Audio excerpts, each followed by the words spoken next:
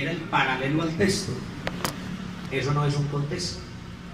Un contexto es un contexto actual, un contexto cultural, un contexto social. Por ejemplo, hay gente que es feliz enseñándole Mateo 24 y 25 a la iglesia. Y esos dos capítulos de la Biblia no tienen nada que ver con la iglesia. Hay algunos textos que se pueden sacar como aplicación o prefigurarlos para tomar algunos ejemplos de ellos, pero no son para la iglesia. ¿Sí me explico? Entonces nosotros tenemos la mala costumbre de que, por ejemplo, Jason y yo nos encontramos con un dualista, un trinitario, y lo primero que nos saca es Mateo 28, 19, porque ese es el texto bandera de los politeístas. Y tengo para decirles que, entre otras cosas, ese texto fue reformado por Casiodoro de Reina. El texto no dice así como está en la Biblia, pero la buena noticia es que Dios es tan bueno que, aunque hubiera sido escrito así, a nosotros nos favorece y a ellos nos daña, aunque lo hayan querido tergiversar. ¿Por qué razón? Porque vea, ellos nos ganan en algo. A nosotros muchos religiosos nos ganan en muchas cosas. Nos ganan, por ejemplo, en el trabajo. ¿Por qué digo eso? Porque buscar dos muchachas jovencitas de la iglesia que se paren a las 5:30 de la mañana a vender revistas en una esquina, eso no se consigue aquí. Aquí no se consigue. No se consigue. ¿Sí o no? Así se paren por allá a charlar entre ellas, pero ellas lo hacen. Nosotros no. Son perseverantes en el trabajo. En eso nos dan ejemplo. ¿En qué más nos dan ejemplo? Que ellos desde niños a sus hijos los enseñan a vestir muy pudorosamente. Deben los niños de 8 y 10 años con smoking. Y eso es de admirar. Nosotros a los 10 años, un muchachito ya se nos revela y ya no se quiere vestir sino como a él se le venga a la mente. Y nosotros le acolitamos eso. En eso nos ganan. ¿En qué más nos ganan? Que estudian mucho. Nosotros somos pésimos estudiantes. Nosotros no estudiamos. ¿Se da cuenta por qué no quería usar el diploma? Porque hay cosas que no se deben ventilar. Y a manera de taller es mejor hablarlas entre familias. ¿Sí me explico? Pero bueno, hagámosle así. Nosotros somos malos estudiantes. Nosotros preferimos ver televisión, jugar en aparatos electrónicos, pegarnos a Facebook o al celular, a cualquier medio, y le metemos horas enteras a un programa de televisión. Pero a la palabra, pocón. Entonces, ¿qué es lo que nos sucede? Que por falta de manejo escritural nos encontramos con una persona de esas y nos saca Mateo 28, 19 y nos pone a tambalear. Porque ellos sacan preciso solo ese versículo.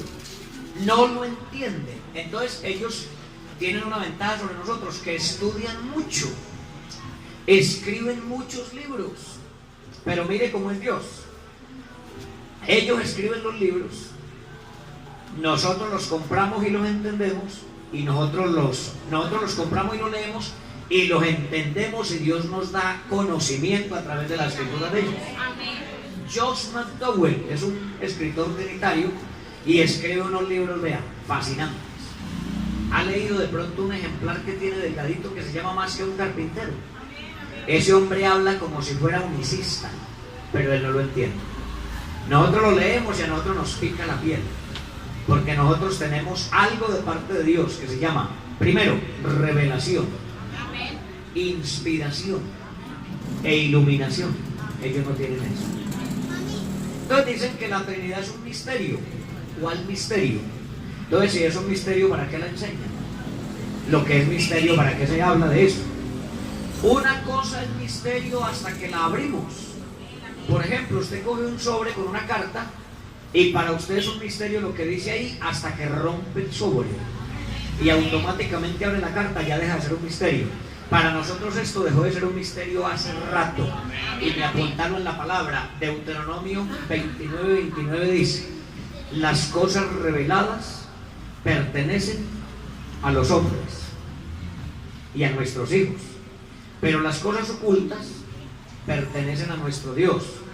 Es decir, los amigos, no nos pregunten cuándo viene el Señor, porque la Biblia no lo dice. No nos pregunten de dónde salió Dios, porque es una pregunta necia. No hay respuesta. Pero de los 31.163 versículos que tiene la Biblia y de los 1.189 capítulos que tiene la Biblia, todo tiene respuesta. ¿Entonces les parece que entremos en materia? Vamos. Entonces la Gran Comisión tiene unos pasos. El primero, y vamos a irnos rápido a ver si de aquí a las 10 acabamos. ¿Listo? Primera cita bíblica, Mateo 28. Ahí lo vamos a mirar, pero lo vamos a analizar con lupa. ¿Listo? Y les dije que lo vamos a hacer entre todos. Cualquier hermana o hermano que yo llame a participar. ¿Listo? Vamos a hacer una cosa. Mateo 28. Pongamos, hermano Jason, ahí hay otro color. Colocamos en otro color por aquí el verso 19, pero retiradito para que antes dejemos el 18. Entre paréntesis el 19. ¿Listo? ¿Qué dice el texto bandera de los politeístas? Dice: ir y hacer discípulos. Estoy citando el verso 19, que es el texto bandera de ellos, ¿sí o no? Ir y hacer discípulos a todas las naciones, bautizándolos, ojo, en el nombre, eso es singular o es plural, en el nombre del Padre y del Hijo y del Espíritu Santo. Ese es el texto. ¿Listo? Entonces hagamos una cosa. Jason es trinitario y él les acaba de sacar ese versículo, ¿sí o no? Y Jason se va a basar en una teoría. Jason, firme en su fe y en su forma de creer, nos dice: hay que creerle más a Jesús, que habló en Mateo 28, 19, que a Pedro, que habló en Hechos 2:38, porque Pedro se equivocó. Esa es una teoría de ellos, ¿sí o no? ¿Cierto? Entonces, hermanas, si a usted el hermano Jason como trinitario le saca ese texto, usted le responde: ¿para dónde se va usted? ¿Para dónde se va? Dígale a la iglesia. Si el hermano, él es trinitario en este momento, él le dice a usted que Jesús fue el que habló en Hechos, en Mateo 28, 19, y que hay que obedecerle más a Jesús que a Pedro en Hechos 2:38. ¿Qué le responde usted a él? Le respondería que sí, que como dice Mateo 28, 19, aunque Pedro, inspirado por el Espíritu Santo, también estaba predicando lo mismo. O sea que él tiene la razón. Sí. Tiene la razón. Entonces hay que bautizar en los títulos, Padre, Hijo y Espíritu Santo. Pero entonces, ¿cómo lo desarmamos a él en su teoría? Como dice Judas, ¿cómo es que digo? ¿Contendáis con?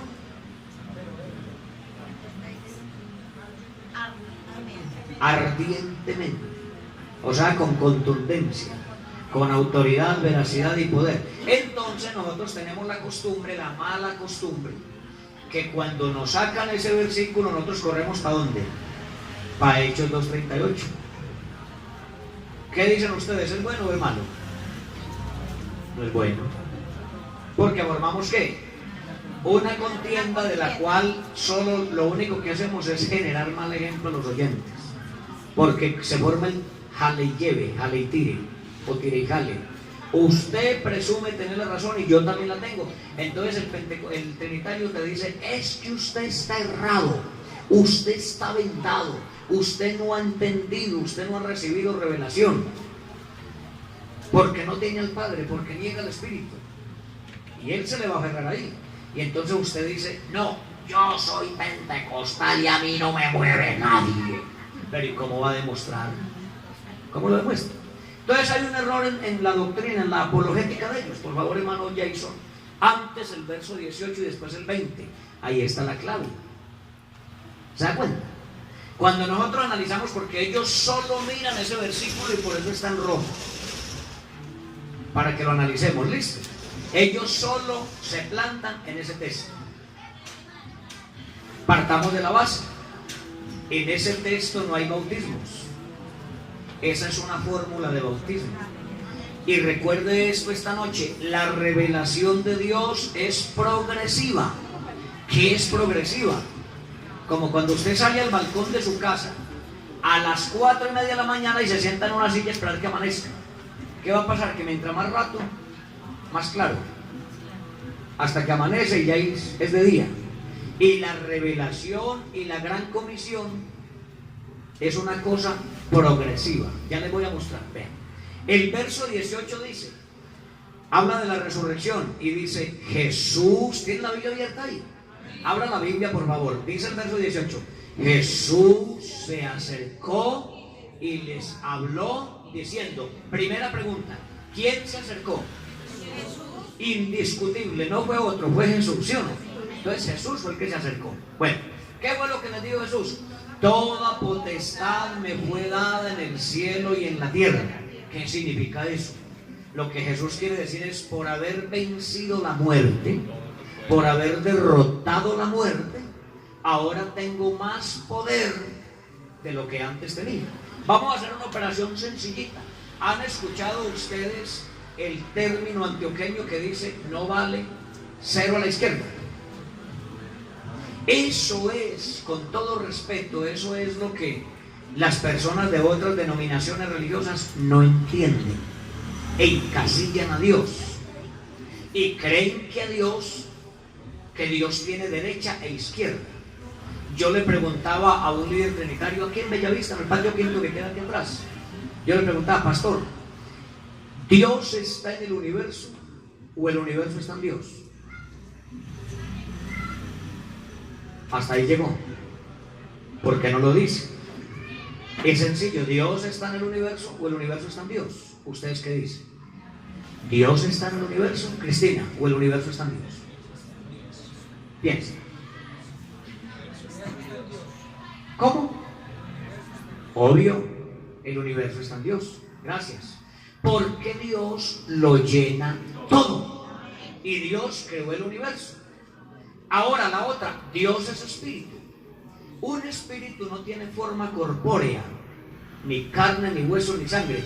La única forma corpórea de Dios es su manifestación en carne. Es decir, Cristo es el estuche de Dios. ¿O no lo dice Pablo? Que Dios estaba en. No dice estaba con. En. Hay que mirar los términos porque en la Biblia una sola letra cambia el sentido de las cosas. Vean, hace mucho tiempo un hermano que es costeño. Hay costeños aquí, no se vayan a vender. Bueno, usted sabe que la mayoría de los costeños omiten la S, ¿sí o no? La mayoría la omiten. Por ejemplo, el hermano que predicaba en la cárcel era costeño, él predicaba el texto que decía, el bautismo que corresponde ahora a esto nos salva, dice el texto. Pero el hermano decía en su efusividad predicando, el bautismo que corresponde ahora a esto nos salva. Decía como si no salvara, ¿sí? No es nada contra los costeños, tengo la buena, que no me vaya a herir, ¿o yo? Entonces decía, el bautismo que corresponde ahora a esto nos salva. Y los hermanos me miraban. Y cuando se terminó el culto, los hermanos me llamaron, venga hermano, ¿cómo así que el bautismo nos salva? Entonces, ¿para qué nos bautizamos? Pero ¿cómo así que nos salva, hombre cabezón? ¿No ven que la Biblia dice que el bautismo? Hermano, es que el hermano estaba predicando que el bautismo que corresponde ahora a esto nos salve. Y yo, abra la Biblia, mire cómo dice el texto. El bautismo que corresponde ahora a esto nos, salva. ¿Se dan cuenta? Vamos a hacer un ejercicio sin perder esa cita. Sin perder esa cita vamos a mirar el Salmo 91. ¿Qué dice el Salmo 91? Y ustedes me van a ayudar pues. Listo. El Salmo 91 dice, el que habita al abrigo del Altísimo morará bajo la sombra del Omnipotente. ¿Quién me va a leer el verso 2? Mario, lea el verso 2, en alta voz. Diré yo a Jehová, esperanza mía y castillo mío. Sí. Mi Dios, ¿en quién confiaré? Gracias. Léalo usted, el verso 2. Diré yo a Jehová, esperanza mía y castillo mío, mi Dios, en quien confiaré. Léalo usted, hermano. Verso 2. Verso 2. Diré yo a Jehová, esperanza mía Sí. y castillo mío, mi Dios, en quien confiaré. Ustedes se analizan como los hermanos leyeron el texto. Algunos leen, diré yo a Jehová, esperanza mía y castillo mío, mi Dios, ¿en quién confiaré? Ahí no hay pregunta, hay una declaración. Diré yo a Jehová, esperanza mía y castillo mío, mi Dios en quien confiaré. Amén. Entonces, cuando no leemos la Biblia de la manera adecuada, no entendemos. ¿Le ha pasado que cuando alguien se sube a dirigir el culto y no lee bien la Biblia, usted no entiende lo que está leyendo? Y la Biblia es un libro sin error. Si usted le fue mal en el colegio y no sabe leer bien, le recomiendo que coja a leer todos los días la Biblia. Que la Biblia le enseña a leer perfectamente, porque no tiene un ápice de error. Entonces, ¿qué es lo que hacen los demás religiosos? Confunden las cosas. ¿Cuántos capítulos tiene la Biblia? Les dije ahorita. 1189 capítulos, 31.163 versículos y tiene solo 300 figuras literarias. Entonces la gente creen que pueden encasillar a Dios, y como la Biblia dice que Jesucristo subió al cielo y lo llenó todo con su presencia y que se sentó a la diestra del trono de Dios. Otro texto dice que se sentó a la diestra del Padre. Otro texto dice que se sentó a la diestra de la majestad en las alturas. Entonces algunas personas de otros grupos creen, y eso viene del catolicismo, que es que hay un viejito barbado en el cielo, sentado en la silla del universo, y que Jesús, después de que ascendió al cielo, güey, se le sentó a la derecha. Porque no entienden lo que significa el término derecha. Jason, coloquemos abajo un 1, grandecito, que lo vean de allá. Entonces mire lo que significa en la Biblia la palabra derecha o diestra. Vean, tenemos un 1, más grandecito, Jason, y si quiere colóquelo en la mitad. Vamos a hacer el ejercicio, que eso es fácil, eso todo lo tenemos claro. ¿Qué tenemos ahí? Un 1. Si el hermano Jason le pone un 0 a la izquierda, ¿qué número es? Póngalo, Jason. ¿Qué número es? Y si le pone otro 0 a la izquierda, Jason, ¿qué número es? Cambien algo. Por favor, borre los ceros, hermano Jason. Ahora, si le mandamos el 0 a la diestra, ¿qué número es? ¿Se da cuenta la gran diferencia? Y si le mandamos otro 0, 100. Y si le ponemos otro 0, Jason, miren lo que hace un simple 0 que no cuenta como número a la diestra.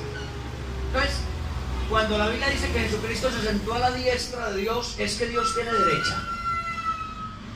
Si Dios llena el universo, si Dios lo llena todo, si Dios no está en el universo, sino que el universo está en Dios, ¿dónde estará la derecha de Dios?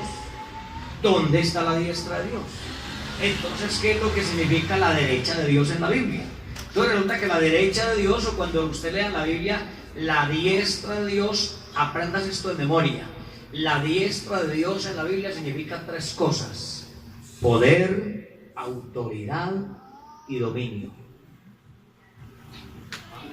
Como cuando un capitán asciende a mayor, o un teniente asciende a capitán, le montan una estrella más, y cuando pasa de la línea de capitán a mayor, ya cambia una barra, y de ahí a coronel, y va subiendo. Entonces cuando va ascendiendo, ¿qué hace? Forma a la derecha. El más antiguo o el de más rango, usted ve en las filas militares, el más antiguo a la derecha. El que más poder tiene a la derecha. Si llega alguien que tiene menos rango, a la izquierda, pero si llega alguien superior, a la derecha. Eso es lo que Jesús le quiso decir cuando se le apareció a los discípulos en Mateo 28 y les dijo: toda potestad me es dada en los cielos y en la tierra.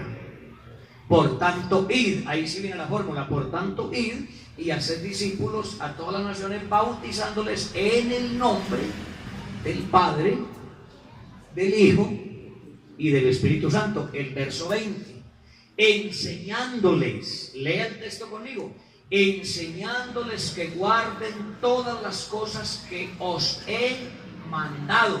No dice que el Padre les mandó, ni que les hemos mandado, ni que el Espíritu les mandó. Dice las cosas que os he mandado.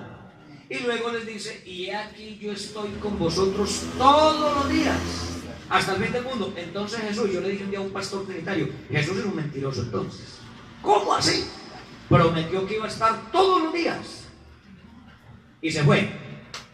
Entonces, pero resulta que en Juan y en Hechos dice: no os dejaré huérfanos, os enviaré un consolador, al Padre. el cual el mundo no puede recibir porque no le conocen, pero ya vosotros le conocéis y ya habéis visto. Y hay algo que tiene a muchos enredados. Cuando Jesús hablaba, Padre, Padre, Padre, y muchos, vea, cuando murió en la cruz dijo, Padre, ¿por qué me has abandonado? No entienden las dos formas de Jesús. Jesús tiene una doble naturaleza.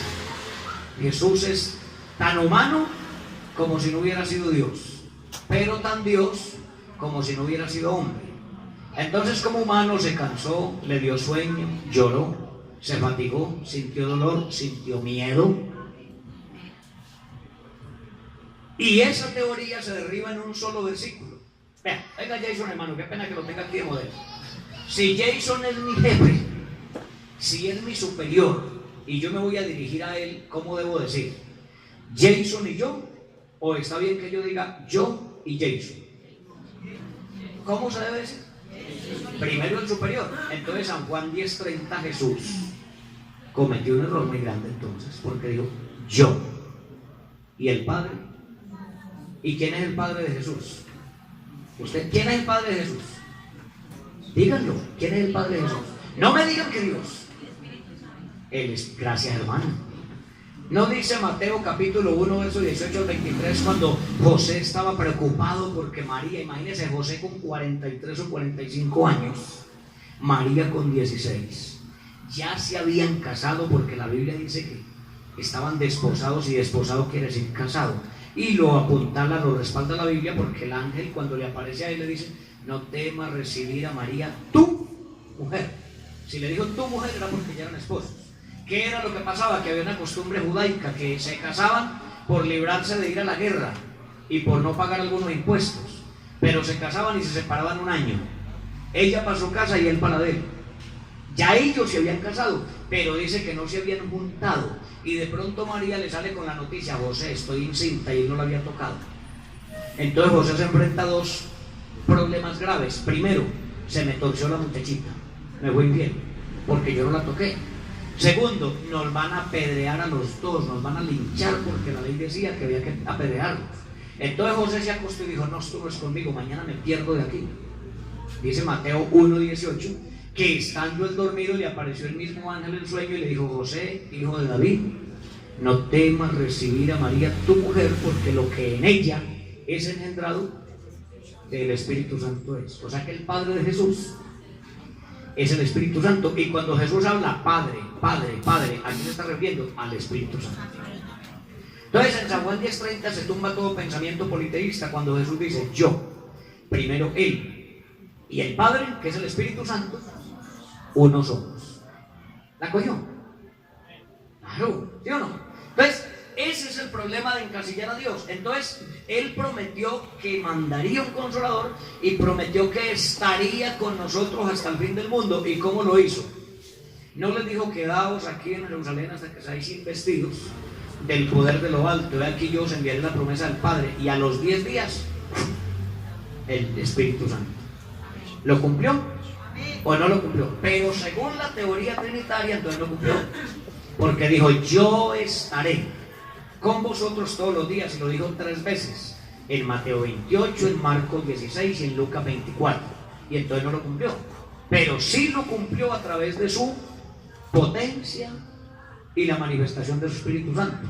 Así fue como dijo, yo estaré con vosotros todos los días. ¿Alguna pregunta está ahí? Entonces el primer paso de la gran comisión está ahí.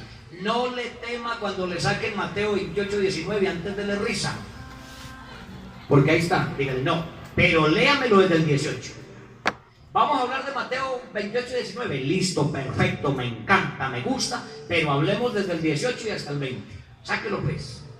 ¿Quién fue el que habló en el 18? Jesús se acercó y les habló, eso no lo pueden negar. Pero luego en el 20 redondeamos la idea, y donde Jesús dice, todas las cosas que os he mandado, ¿sí o no? Entonces no hay necesidad de correr para Hechos 2:38, no hay necesidad de polemizar. Con el mismo texto que nos sacan, con ese los desarmamos, porque nosotros tenemos la revelación, la iluminación, la inspiración, y agréguele la unción. Amén. ¿Para qué más, sí o no? ¿Alguna pregunta? ¿Vamos bien? ¿Vamos al segundo paso? Listo, vamos al segundo. Marcos, que todos lo conocemos, capítulo 16. Dice el versículo 14, habla de la resurrección. Finalmente, ¿tiene la Biblia abierta ahí? Marcos 16, verso 14. Finalmente se apareció a los 11 mismos. ¿Por qué 11? Porque Judas se había ahorcado y no había sido reemplazado. ¿Estaban dónde? Sentados a la mesa, y les reprochó su incredulidad y dureza de corazón, porque no habían creído a los que le habían visto resucitado. Y les dijo, ¿qué les dijo? Póngale cuidado a la progresividad de la revelación. Ir por todo el mundo y predicar el evangelio a toda criatura. El que creyere y fuere bautizado será salvo, mas el que no creyere será condenado. Y estas señales seguirán a los que creen. Ahí vas a encontrar un punto y una coma. Eso es un semáforo en rojo para que pare. Usted ha leído en los Salmos una palabrita que dice Selah, quiere decir meditación. Aquí en los evangelios es un punto y una coma. Pare. No siga con afán, que no tiene afán, hay que analizar. Estas señales seguirán a los que creen. Ya no dijo en el nombre, como dijo en Mateo 28, en el nombre del Padre y del Hijo y del Espíritu Santo. Aquí en Marcos ya dice en mi nombre. Amén. Echarán fuera demonios, hablarán nuevas lenguas, tomarán en la mano serpientes, y aunque beban cosa mortífera, no les hará daño. Sobre los enfermos pondrán sus manos y sanarán. Pero mire la luz que les dio. Allá en Mateo les dijo en el nombre del Padre. Ellos sabían quién era el nombre del Padre, pero no lo habían entendido. ¿Por qué sabían? ¿Por qué lo sabían? Porque hacía 758 años antes de ellos existir, el profeta Isaías, inspirado por el Espíritu Santo, había dicho: por tanto el Señor mismo os dará señal. Isaías 7:14. He aquí que la Virgen concebirá y dará a luz un hijo y llamará su nombre Emanuel. ¿Qué quiere decir Emanuel? Jesús con nosotros, no. Dios con mayúscula. Dios con nosotros. 735 años después, en el capítulo 9. Porque un niño nos es nacido, hijo nos es dado, el principado sobre su hombro, y se llamará su nombre Admirable, Consejero, Dios fuerte, Padre eterno, Príncipe de paz. Son nombres, son títulos, son manifestaciones, pero ya el profeta lo estaba anunciando. ¿Qué era lo que pasaba? Que los discípulos llevaban 3 años y medio con Jesús y no lo habían entendido, y predicaban y bautizaban y echaban fuera demonios y no habían entendido. ¿De acuerdo? Hay gente en la iglesia que lleva años y no han entendido, y se hacen matar por la fe y dicen: yo soy unicista hasta la médula, yo soy pentecostal y yo espero al Señor y recibí perdón de pecados. Y efectivamente es así, pero vaya, explique la doctrina. Ese es el problema, ¿sí o no? No, a mí de aquí no me mueve nadie, yo aquí me muero y yo me hago matar por lo que creo. Sí, pero es capaz de exponerle la doctrina a alguien, ¿sí o no? Esa es la gran diferencia. Entonces mire que aquí ya llevamos una luz. Ya aquí dijo en mi nombre. Vamos al siguiente paso, Lucas 24, que todos lo conocemos, ¿sí o no? Antes de esto les voy a hacer una pregunta a ustedes, y espero que ustedes me ayuden. Vean, hermano, nosotros para demostrar que Jesús es Dios, ni siquiera necesitamos abrir la Biblia. ¿Usted lo cree? Usted y yo, para demostrar que Jesús es Dios, no necesitamos abrir la Biblia. Eso sí, tiene que ser buen lector de la Biblia. Póngase a hablar de las cosas que Jesús hizo y que eran potestativas de Dios. Por ejemplo, San Juan 9. Lo ha leído, ¿cierto? Dice que entraron en la ciudad y vieron a un ciego de nacimiento. Era normal ver hombres ciegos porque habían sido corneados por toros, habían tenido un accidente, habían perdido el ojo. Pero este hombre era un ciego especial. No tenía ni córnea, ni nervio óptico. Tenía las cuencas vacías. Y los discípulos se impresionaron tanto que lo primero que preguntaron fue: maestro, ¿quién pecó? ¿Él o sus padres para que haya nacido así? Usted ve a una persona con deformidad física y ahí mismo se le viene a la mente, uy, mínimo es un incesto. Mínimo el papá que violó a la hija y por eso nació así. ¿Qué dijo Jesús? No fue que ni él ni sus padres pecaron, sino para que las obras de Dios se manifiesten en él. No dijo las obras del Hijo ni las obras mías, las obras de Dios.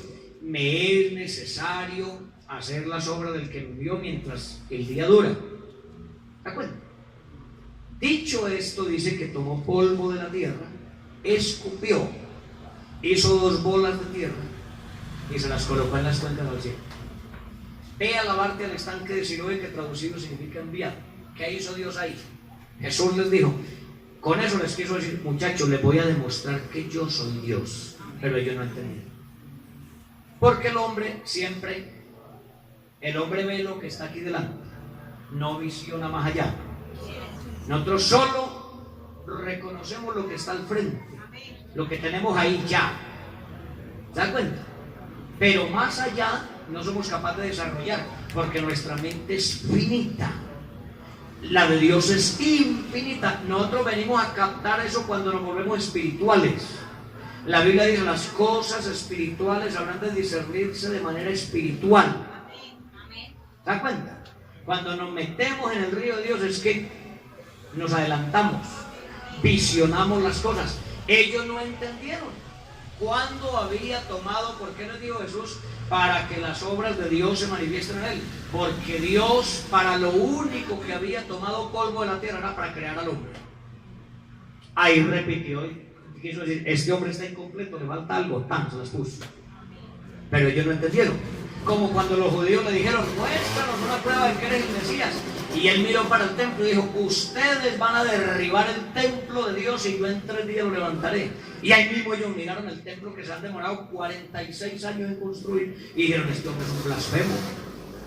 ¿Cómo así que en 3 días va a levantar el templo y nosotros nos demoramos 46 años y le van a apedrear por eso? Entonces, la Biblia está llena de códigos, de cosas que gracias a Dios nosotros las entendemos, ¿o no? Usted lo entiende, usted entiende esto perfectamente, ¿se da cuenta? Entonces, le voy a hacer una pregunta. ¿De quién escribió Moisés? ¿De Jehová o de Jesús? ¿Qué dice? ¿De Jehová o de Jesús? ¿Ha leído bien la Biblia? No, bueno. Hermana, ¿de quién escribió Moisés? ¿De Jehová o de Jesús? ¿De Jesús? Bueno. Hermana, ¿de quién escribió Moisés? ¿De Jehová o de Jesús? De Jehová. ¿Qué dice, hermano? De Jesús. ¿Qué dices? De Jesús. Levanten la mano los que creen que Moisés, que los salmistas y que los profetas escribieron de Jesús, pero directamente con el nombre. Levanten la mano los que creen que ellos escribieron de Jesús. ¿Y? ¿Ah? Sí, por eso dije, ¿de quién escribieron? ¿De Jehová o de Jesús? Porque otra forma es que ellos de manera simbólica hablaron de Jesús. Ahora sí me hice entender. Ahora levanten la mano los que creen que Moisés, David, los jueces y los profetas escribieron de Jehová, de Jesús. ¿Qué pasó? Los puse a dudar. Levanten la mano los que creen que Moisés escribió de Jehová. Levántenla sin miedo, no duden lo que Dios les revele. Bueno, y los demás, ¿por qué no la levantan? Tengo para decirles que ellos de manera simbólica hablaron de Jesús. Por ejemplo, Abel es una teofanía de Jesús. ¿Sí o no? El sacrificio de Isaac es una teofanía de Jesús. Y hay muchas figuras que muestran y hablan simbólicamente de Jesús. Pero Moisés, los profetas, los salmistas y los jueces escribieron con referencia a Jehová. Usted no verá a Jeremías diciendo, vino a mí palabra de Jesús por segunda vez. Vino a mí palabra de Jehová por segunda vez estando en el patio de la casa. ¿Qué dice Isaías? Así dijo Jehová. ¿Qué dice Jeremías? Volveos a Jehová. ¿Qué dice Ezequiel? En aquel tiempo me dijo Jehová. Todos son. David, Jehová es mi pastor, nada me falta. Amén. Ellos no mencionaron el nombre de Jesús de manera abierta o literal, lo mencionaron escondida, de manera simbólica. ¿Se dan cuenta? Ahora sí vayamos al capítulo 24 de Lucas, porque aquí está la confirmación de lo que venimos estudiando. El verso 36, vea lo que dice: mientras ellos aún hablaban de estas cosas, Jesús se puso en medio de ellos y les dijo: pasa a vosotros. Les pregunto, ¿dónde estaban los discípulos hablando y de qué cosas hablaban? Dice la historia que estaban metidos en una casa con paredes gruesas, la puerta trancada con hachas y picas, de miedo de los romanos, porque hacía unos días, hacía 40 días que habían visto bajar a Jesús despedazado de esa cruz, habían visto a Judas cómo se ahorcó, se suicidó, y ellos, eso a ellos los tenían petrificados. Ellos no se atrevían ni siquiera a hablar, y estaban todos los días, el tema de ellos era la muerte de Jesús, la muerte de Judas, la traición del pueblo, todo ese era el tema de diario. Y dice la Biblia, con la puerta trancada, que estaban allí encerrados en una casa con paredes de más de 60 centímetros de espesor. Y dice la Biblia, mientras ellos aún hablaban de estas cosas, Jesús se puso en medio de ellos y los saludó como: paz a vosotros. ¿Qué quiere decir que se puso en medio de ellos? La Biblia lo que dice, la historia lo que dice es que Jesús entró atravesando paredes, porque tenía un cuerpo glorificado, y un cuerpo glorificado trasciende, llega a esta pared y sigue derecho. Así vamos a hacer usted y yo un día. Amén, amén. Cuando el Señor venga, usted y yo seremos así. Ahorita usted y yo no somos capaces de sostenernos a 30 centímetros del piso, la gravedad nos tumba. Pero cuando seamos glorificados, ¿qué dice Juan? Hijitos, aún ahora somos hijos de Dios, y aún no se ha manifestado lo que hemos de ser, pero sabemos, o sea, estamos convencidos que cuando Él se manifieste, le veremos tal como es, porque seremos semejantes. ¿Qué es semejante? Es un cuerpo que trasciende, que atraviesa paredes, que vuela para poder ir. ¿No les gusta eso? Claro. Entonces la Biblia dice que Jesús entró estando las puertas cerradas, se puso en medio de ellos y les dijo: paz a vosotros. ¿Tiene la Biblia abierta? Analice conmigo el verso 37. Entonces, espantados y atemorizados, ellos decían. ¿Cómo dice ahí? ¿Decían o pensaban? ¿Y por qué pensaban? Porque estaban petrificados y no se atrevían a abrir la boca. Estaban atónitos, pero pensaban que era un fantasma, que era un espíritu. Entonces la Biblia dice en el versículo 38: pero Jesús les dijo: ¿por qué estáis turbados y vienen a vuestro corazón estos pensamientos? ¿Cómo sabía él que pensaban? Porque él es Dios, omnisapiente, omnividente, todo lo sabe, todo lo ve, todo lo escruta. ¿Sí o no? Él sabe qué está pensando usted en ese momento. Entonces dice: pero él les dijo: ¿por qué estáis turbados y vienen a vuestro corazón estos pensamientos?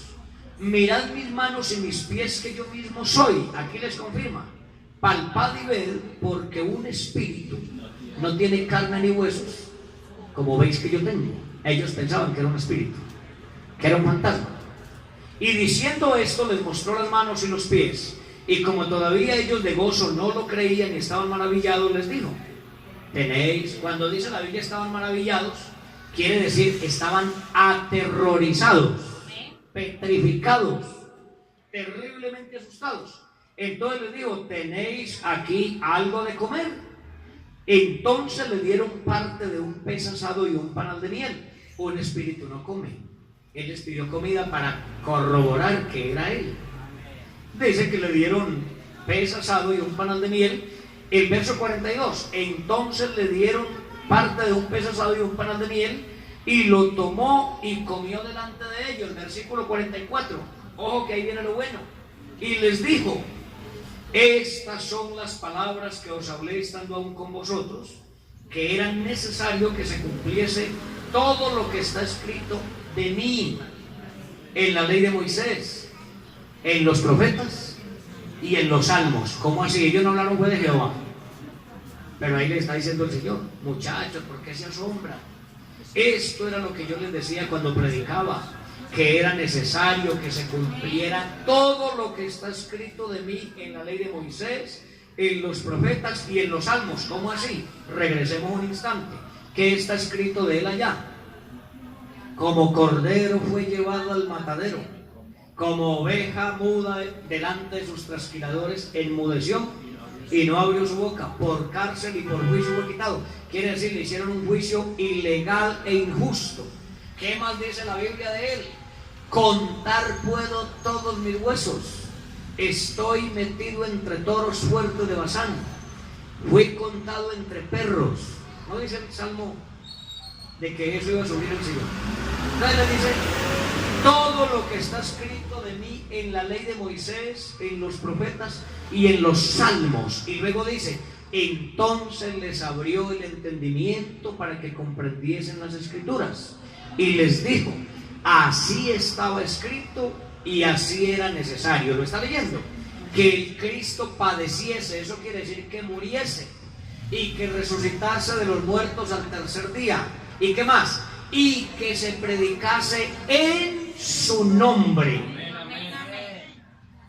el arrepentimiento y el perdón de pecados, o sea, el bautismo, en todas las ciudades, comenzando desde Jerusalén. Le digo: he aquí vosotros sois testigos de todas estas cosas. Testigo quiere decir mártir, quiere decir ustedes se van a morir por lo que les estoy enseñando. ¿De acuerdo? Pero quedaos en Jerusalén hasta que seáis investidos del poder de lo alto. Después de eso se cambiaron de casa, se fueron y alquilaron una casa para el evento de Pentecostés, y allá se quedaron encerrados orando todos en el mismo sentir, y a los 10 días. Bueno, aquí falta un pedacito, Hechos capítulo 1. ¿Qué dice Hechos capítulo 1? Ahí está el complemento de esto. La ascensión en el versículo 6 dice, porque esto hace parte de ese sermón, de ese evento. Dice: entonces los que se habían reunido le preguntaron diciendo: Señor, ¿restaurarás el reino de Israel en este tiempo? O sea, que bueno que los judíos dijeron: ¿nos vas a permitir gobernar la tierra? ¿Nos vas a permitir ser reyes sobre las demás naciones? Y Jesús les dijo: no os toca a vosotros saber los tiempos o las sazones que el Padre, el Espíritu, puso en su sola potestad. O sea, eso es potestativo de Dios. Pero recibiréis poder cuando haya venido sobre vosotros el Espíritu Santo, y me seréis testigos en Jerusalén, primero la casa, luego la ciudad inmediatamente cercana, Jerusalén, Judea, Samaria y hasta lo último de la tierra. Y dice que diciendo esas cosas fue alzado y le recibió una nube que le ocultó de sus ojos. Y ellos se quedaron mirando para el cielo a ver cuándo lo volvían a ver, pero bajaron 2 ángeles que le dijeron: varones galileos, ¿por qué estáis mirando al cielo? Ese mismo Jesús que ha sido tomado de vosotros al cielo, así mismo vendrá, como le habéis visto ir al cielo. O sea, en las nubes se fue y en las nubes volverá. Amén. Así, con heridas en las manos y todo. Porque dice Zacarías capítulo 13 que vendrá. Lo curioso es que Zacarías 13 dice que vendrá Jehová mi Dios a raer, o sea, arrancar, a quitar los ídolos de la tierra. ¿Cuáles ídolos? Todos los ídolos, no solo los de yeso, los artistas seculares, las cosas que se prefieren ante la presencia de Dios, todo eso, aún en la iglesia. Sí, porque aquí también hay mucha idolatría, hay mucha. Entonces dice que vendrá Jehová mi Dios a arrancar aquel gran día. Y dice el versículo 6, y le preguntarán: ¿qué heridas son esas en tus manos? Imagínese Jehová con heridas en las manos, si Jehová es espíritu. ¿Y qué va a decir él? Verso 6 de Zacarías 13: con ellas fui herido en casa de mis amigos.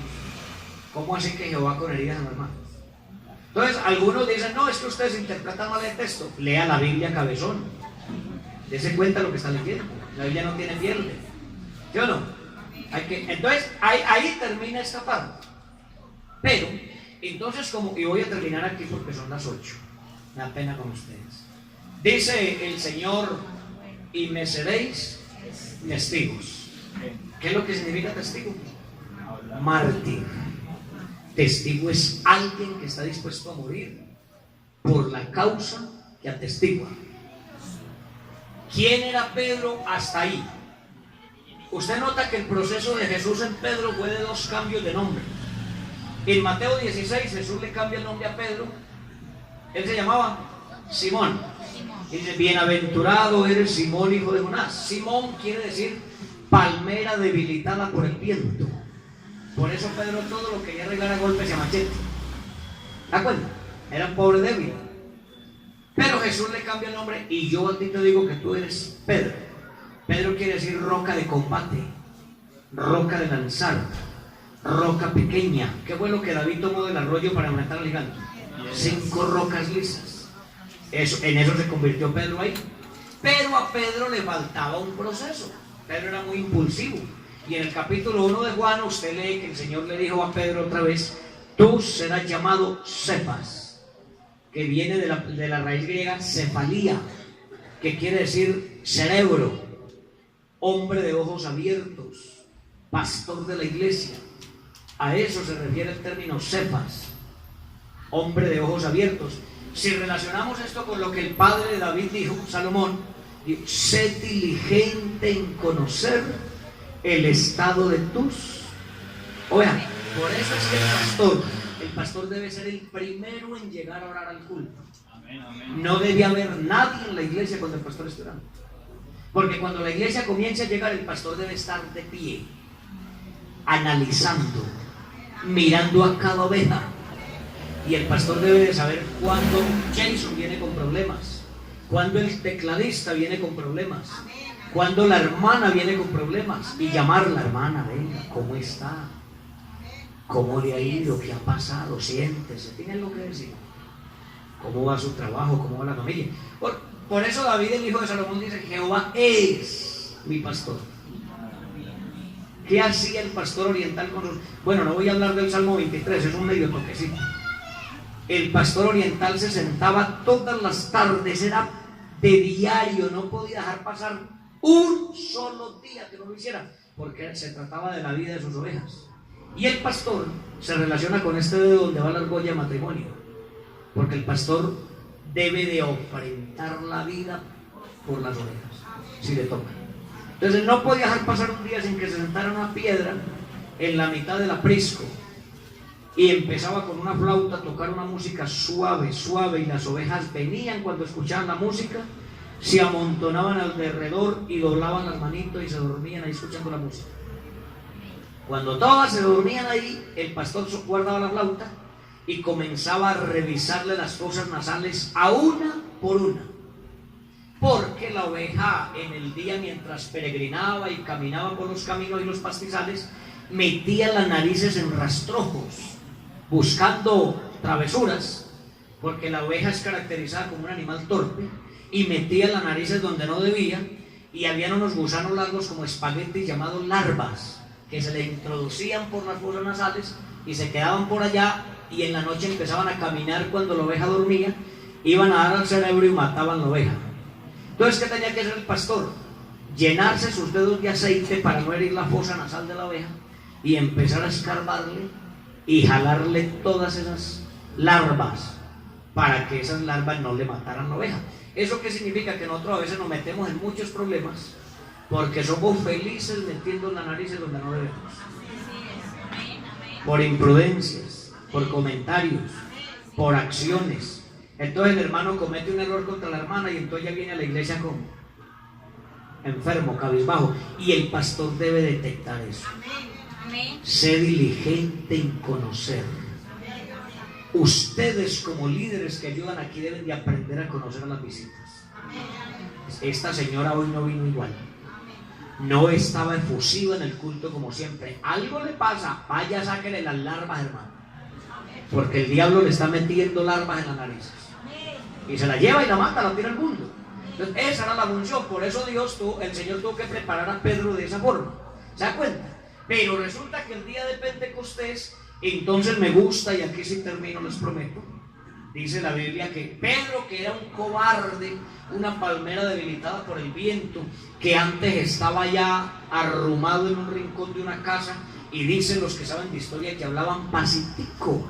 Esto que nos escuchan.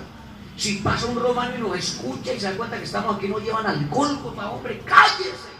Pero el día que recibieron el Espíritu Santo, la gente empezó a decir: ¿cómo es posible que estos montañeros? Ustedes, que la gente cuando pasa por aquí, no sé, ¿qué dirán de nosotros aquí? ¿Qué dirán de ustedes cuando lo ven cantando? ¿Qué dirán cuando lo ven ofrendando? Vea, Manuel locos, le lavaron el cerebro.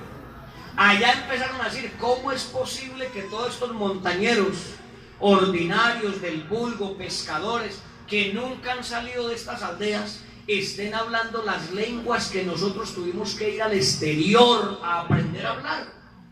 ¿Qué pasó aquí? Y alguien dijo: no, están ebrios, están borrachos. Y cuando Pedro escuchó eso, dice el verso 14 de Hechos 2, que Pedro se paró con potencia, ocupando su función como testigo. Se paró con los 11. Ya había sido reemplazado Judas por Matías. Y dice que se puso en pie con los 11 y alzó la voz.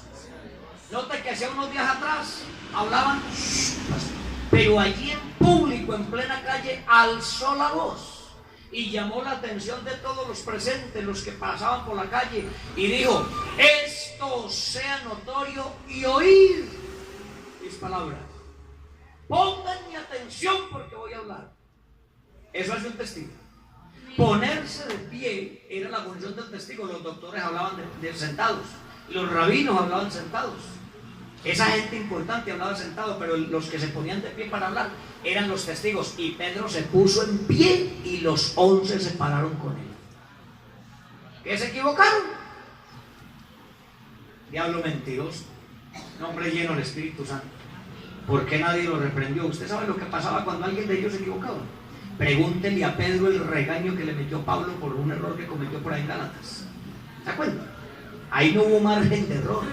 Pedro se pone en pie y le dijo: aquí no hay nadie borracho, señores, sino que aquí lo que sucedió es que se cumplió lo que dijo el profeta Joel hace tantos años, 400 años, 70 y pico de años atrás, cuando dijo: en los últimos tiempos derramaré de mi espíritu sobre toda carne, y los mancebos o los jóvenes verán visiones, los ancianos soñarán sueños y profetizarán, y sobre vuestros hijos y vuestras hijas derramaré. Y empezó a predicar, y en el verso 36 los confronta y les dice: sepa pues ciertísimamente toda la nación. Cuando dice la casa de Israel, quiere decir toda la nación hebraica, que a ese Jesús a quien ustedes crucificaron, Dios lo ha hecho Señor y Cristo. Amén, amén. Con eso les quiso decir: ese Jesús que ustedes le entregaron a Pilato es el Mesías anhelado, prometido, deseado, esperado, y ustedes lo mataron. Entonces dice, y al oír eso se compugieron de corazón por una chambonada que han cometido. Entonces dijeron: varones hermanos, ¿qué haremos? Eso es lo que una persona hace cuando reconoce que ha pecado. Amén, amén. ¿Qué debo hacer? Amén, Eso no fue amén. lo que dijo el carcelero de Filipo: señores, ¿qué debo hacer para ser salvo? Y eso es lo que dice una persona cuando se siente llamada: pastor, ¿qué debo hacer? Jonathan, ¿qué debo hacer? Muchachos, ¿qué debo hacer? Amén, amén. Entonces Pedro le saca la primera llave, porque Jesús le había dicho: a ti te daré las llaves. Pedro le saca la primera llave y le dice: arrepentíos. Por ahí empieza. El que quiera ser salvo tiene que entrar por esa puerta. Amén, amén. Arrepentimiento. Si no se ha arrepentido, está perdiendo el tiempo. Arrepentíos y bautícese cada uno, porque es individual, Amén. en el nombre de Jesucristo para el perdón de los pecados, y recibiréis el don del Espíritu Santo, porque para ustedes es la promesa que Él dejó, y para sus hijos, y para los que están lejos, y para cuando el Señor nuestro Dios llamare. Amén, Y para los que dicen o le digan por ahí que Pedro se equivocó, o que eso era solo para allá, entonces ¿a qué les presto? Porque hay gente que se atreve a decir: no, eso era para los judíos. Pero Pedro dijo: para ustedes, sus hijos, los que están lejos, y cuanto el Señor nuestro Dios llama. Amén, Y amén. con muchas otras palabras les exhortaba y les testificaba diciendo: Sed salvos de esta perversa generación. Así que los que recibieron su palabra fueron bautizados y se añadieron aquel día 3,000 personas y perseveraban. Pedro no se pudo haber equivocado, porque hubiera sido amonestado hoy mismo, pero la Biblia dice, y perseveraban en la doctrina de los apóstoles, en la comunión los unos con los otros, en el partimiento del pan y en las oraciones. Y si Pedro se equivocó, ¿por qué semana y media después se bautizaron 5,000 en el nombre? ¿Sí o no? Entonces nosotros no tenemos la necesidad de pelear con nadie, hermano. Usted y yo no estamos encartados con lo que tenemos. El que quiera, con mucho gusto, le compartimos. Pero ponernos nosotros a pelear y con la gente en la calle, no. Yo a un pastor trinitario que me menospreciaba mucho aquí en Bellavista un día le dije, hagamos una cosa, pastor, no discutamos. Muéstreme un solo bautismo, una sola persona que haya sido bautizada en títulos, y me voy para su iglesia. Y nunca vuelvo a hablar del nombre de Jesús. Pero muéstremelo con referencia bíblica. Yo sé que para mostrarlo tiene que escribirlo él con lapicero, que no lo hay.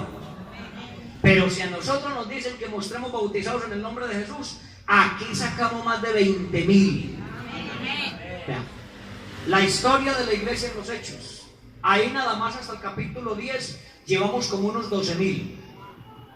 ¿Sí o no? Súmele los corintios, los de Galacia, los de Éfeso, los de Colosa, los de Tesalónica. Todos de ahí para allá fueron bautizados en el nombre. O no, los romanos, ¿no dice Pablo en Romanos capítulo 6? ¿No sabéis que los que habéis sido bautizados en Cristo Jesús, de Cristo está revestido? En el nombre. Nosotros tenemos una riqueza grandísima. Esto no se puede cambiar. Entonces a uno le duele cuando un hermano de aquí se pone a alegar por ahí. ¿Para qué alega? Órele al Señor. No discuta. Conmigo el que quiera compartir, pero basado aquí. Deponga sus títulos, deponga sus credenciales de conocimiento secular y hablemos conforme a lo que está aquí. Se le mide. Si se le mide, siéntese. Y vamos a atenderlo. A mí se me metió un señor testigo de Jehová a la casa hace días, con 2 niñas hasta lo más de bonitas, muchachitas. Lunes festivo a las 7 de la mañana. Pues uno dice, tan niñas tan lindas y en eso y a esa hora muy guapitas. Y la primera que me habla es la más joven, yo todavía en pijama, un lunes a las 7 de la mañana.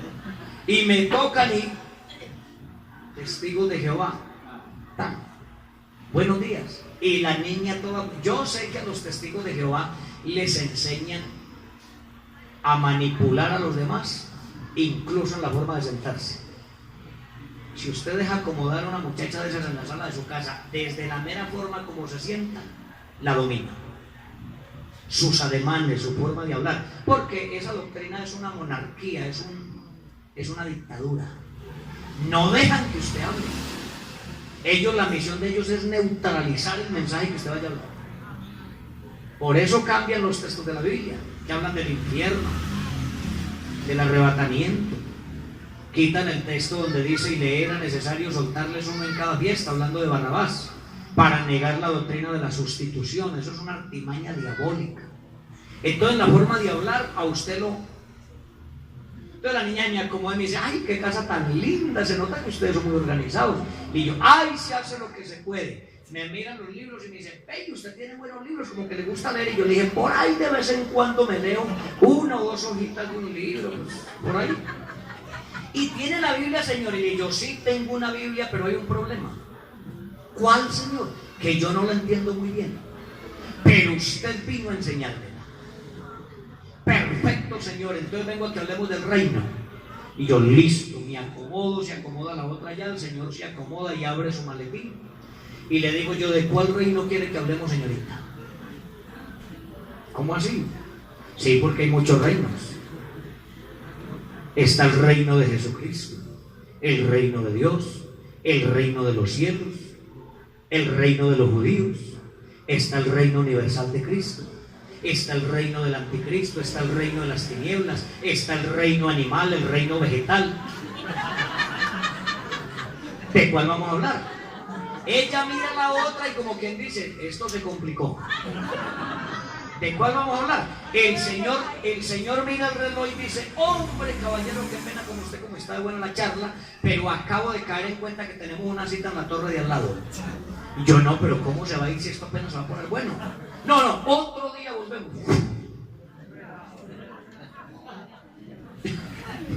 Qué pesar. Otra muchacha de ella misma se pone a hablarme y me habla y yo la miro a los ojos. Pero usted, ¿por qué no habla nada? ¿Por qué no dice nada? Yo: porque yo soy educado y la estoy escuchando. ¿Y qué piensa de lo que le digo, señor? Y yo le digo: yo pienso que usted es muy valiente. ¿Por qué, señor? Gracias. Pone rojita. Y yo: usted es muy valiente para hablarme con tanta seguridad y decirme todo ese poco de mentiras que me está diciendo. Ay, mentiras, ¿cómo es? Yo: todo lo que ustedes enseñan es una vil mentira. Todo eso es mentira, eso es puro imperialismo ruselista. Ustedes no dejan sino, no hablan sino ustedes, sino dejan hablar a los demás. Eso es una dictadura y yo conozco eso que ustedes enseñan. Ay, señor, yo me voy porque usted es un bruto. Usted no entiende. Hasta de bruto no entiende. Pero nosotros no tenemos por qué correrle a nadie, hermano. Amén, amén. Nosotros tenemos el fundamento. No, hermano, vea, hermano, nosotros con el nombre de Jesús, así nos digan huerfanitos, Jesús solo, solitarios, que digan lo que quieran, es que tenemos suficiente. Pero es recomendable que usted lea la Biblia, que estudie la palabra, que dedique tiempo a estudiar la palabra del Señor. 5 minuticos de preguntas y terminamos. ¿Alguna pregunta, duda? ¿Ninguna? ¿Qué dicen la piscina? Sí, hermano.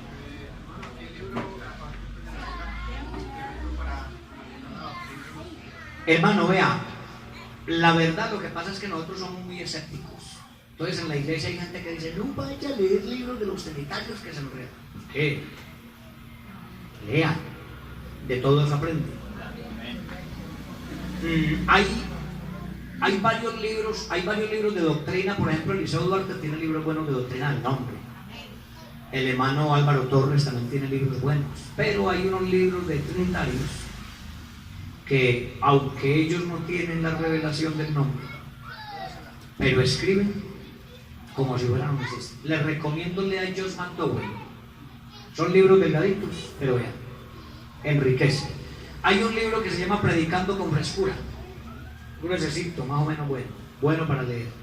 Está, bueno, es que hay tantos libros, pero hay, hermano, usted lo que le salga, léalo, que todo eso lo educa a uno. Además, hermano, la clave para uno, y se lo digo por experiencia, la clave aquí es la oración. Usted se arrodilla a orar. Bueno, yo no digo porque yo aquí lo aproveché en la finca. Yo me dedicaba días y noches enteras a leer. Y los primeros meses que estuve ahí, que no salía del patio, en los primeros 4 meses yo leí la Biblia 9 veces, día y noche. Pero yo desarrollé una disciplina personal. Eso es personal, como cuando usted hace deporte, de leer diario 15 capítulos de la Biblia. Así llegué a la casa a las 11 de la noche, hasta que no los lea no me acuesto. Es una disciplina de uno. Pero la clave, hermanos, es arrodíllese a orar y dígale al Señor que le hable. Amén, amén. Y cuando usted abre la Biblia, eso es como si se le cayeran escamas de los ojos y usted ve claritico el mensaje. Usted se despierta por allá a la 1 o 2 de la mañana con un texto en mente, párese, váyase para el baño donde no incomode a nadie, prenda la luz, llévese una libreta y un lapicero y lea el texto y empiece a apuntar, porque ahí le están dando el mensaje. Desarrollen. Esa es la clave. Sino que nosotros somos más bien, el tiempo lo limitamos mucho, lo dedicamos a otras cosas. Pero la clave, hermano, ayúdese el libro que le salga. Eso sí, yo les recomiendo, no lean libros ya oscuros, porque eso sí es, aunque uno debería conocer también de eso. Pero, hermano, libro que salga de teología, léanlo, anote, resalte lo que le llame la atención, vuélvalo a leer, repase lo que cada vez que lo lea le va a sacar algo más. Amén. Esa es la clave, hermano. Entonces, no, que solo la Biblia, no, la Biblia no, hay muchos libros que tienen información que la Biblia no tiene. Por ejemplo, usted lee en la Biblia, y Saúl cubrió sus pies, y David fue y le cortó el borde del manto. Y hay hermanos que creen que fue que Saúl tenía frío y se envolvió los pies en el manto. Y resulta que cubrir los pies era usar la letrina. Eso no lo dice la Biblia. Hay códigos en la Biblia, por ejemplo, hablando del sacrificio de Jesús, Jesús dijo: uno que mete su dedo conmigo en mi plato me habrá de entregar. Y todos empezaron a mirarse. ¿Seré yo maestro? ¿Seré yo maestro? ¿Por qué? Porque todos lo hacían. Todos metían la tostada en la guapanera del Señor. Entonces, al decir el Señor, uno que mete su dedo conmigo en mi plato me habrá de entregar. Todos, uy, pero ¿cómo así? Entonces, ¿quién es? Porque todos lo hacían. Pero resulta que eso es un código secreto que quiere decir que Judas, como tesorero, se enteraba de situaciones que Jesús solo a él se las decía. Así sucede en la iglesia. El pastor tiene su grupo de trabajo al que le cuenta, aunque hay diáconos que no se les puede contar mucho, lamentablemente. Si nosotros tuviéramos claro qué es lo que significa ser diácono, no cometeríamos tantos errores. Hay diáconos que no se les puede decir todo. Hay cosas de creyentes que hay que tratarlas solo el pastor y ni a la esposa. Así era Jesús con Judas. Judas hizo una jaibería, se hizo vano el don de Dios y botó todo eso a la basura. Así somos nosotros a veces. Dios nos da tantas cosas, pero las bota. Última preguntita para mí. No hay, entonces oremos, hermanos. Me imagino que el viernes me van a bombardear porque hoy se van acordando de todo. ¿Qué tal si oramos y le damos gracias a Dios? Pero quedó claro eso. No hay necesidad de correr para otro lado. Tenga usted claro eso. Hoy hablamos de que la revelación de Dios es progresiva. ¿Sí o no? Esto no tiene pierde. Esos textos que miramos son claves, fundamentales. Si usted se los aprende de memoria, no hay quien le haga frente, hermano. Oración y estudiar. ¿Sí o no? Oremos. Soberano y eterno Dios, te damos gracias, Señor Jesús, en esta noche por permitirnos tu presencia y estar en este lugar.